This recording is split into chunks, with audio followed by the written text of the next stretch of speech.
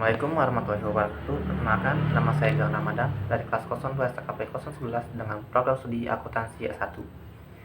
Di sini saya akan mempresentasikan atau menjelaskan mengenai demokrasi.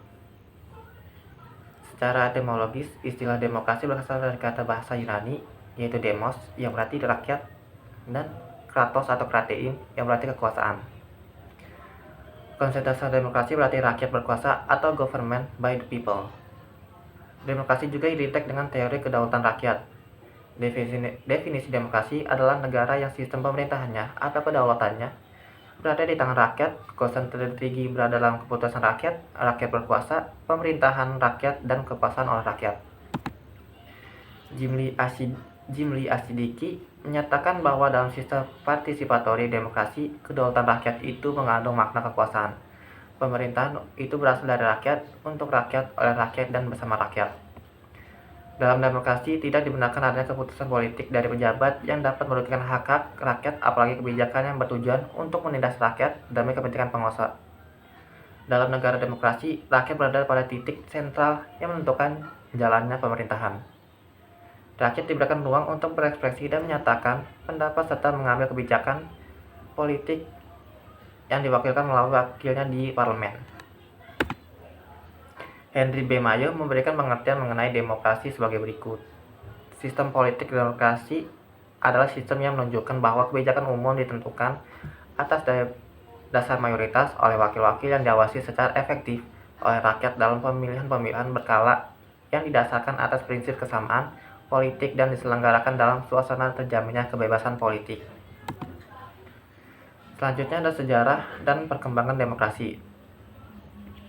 Konsep demokrasi semula lahir dari pemikiran mengenai hubungan negara dan hukum di Yunani kuno dan dipraktikkan dalam hidup berbagai antara abad ke-4 sebelum Masehi sampai abad ke-6 Masehi.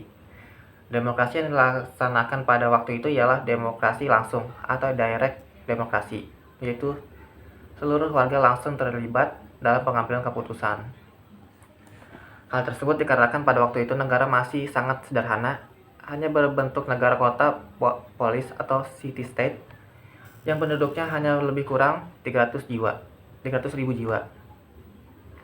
Selain itu, ketentuan demokrasi hanyalah berlaku bagi warga negara yang resmi dan hanya sebagian kecil dari seluruh penduduk.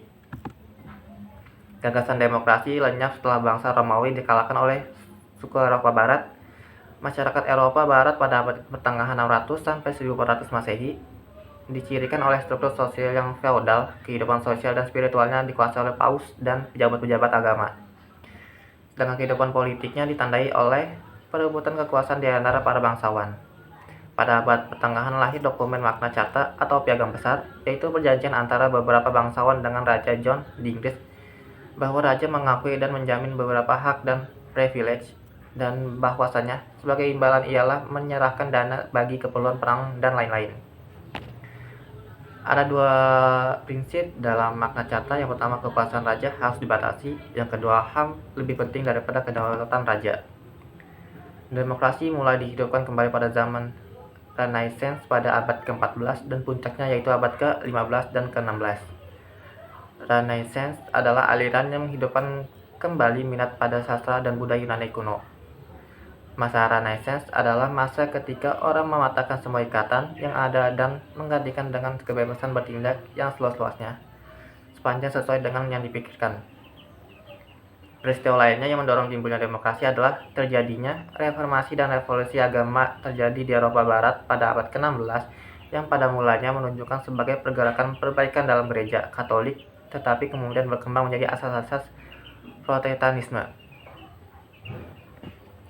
Reformasi dimulai di gereja Wittenberg pada tanggal 31 Oktober 1517 yang dimotori oleh Martin Luther.